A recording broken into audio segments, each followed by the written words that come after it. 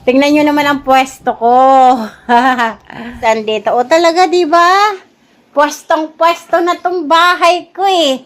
Yan naman talaga ang purpose nitong bahay ko. Pang tindahan talaga. Alam mo naman tayo.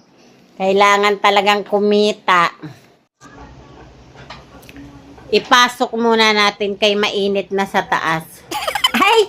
Ano ba yung sinabi ko?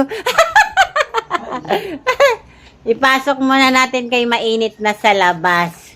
Kawawa naman baka lumutong tong mga paninda ko. Medyo matrabaho lang, pero ganun talaga. Tsaga-tsaga lang.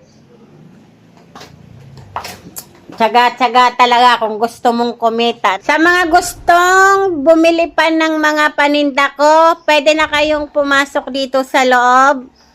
Dahil nga pinasok na namin dahil maaraw na sa labas. Ang gusto nyo bumili, pasok lang kayo dito sa loob at mamili kasi mainit na sa labas. Talaga, may ganan. Ayun, sabi ng ate ko, sa mga gustong bumili daw, pwede nang pumasok dito sa loob kung kilala lang naman. Kasi nga, ipinasok muna namin dahil nga mainit sa labas. Siyempre, iniingatan din namin yung paninda namin, no? Bawal din maarawan. Pero, tingnan nyo naman ang pwesto ko.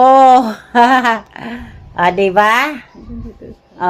Ayan paikot yan. Andito yung mga naka-imbak. Andito yung mga pinagkukuhaan namin ng i-display. Ayan. Tapos andito. O talaga, diba? Pwestong-pwesto na tong bahay ko eh. Yan naman talaga ang purpose nitong bahay ko. Pang tindahan talaga. Alam mo naman tayo. Kailangan talagang kumita.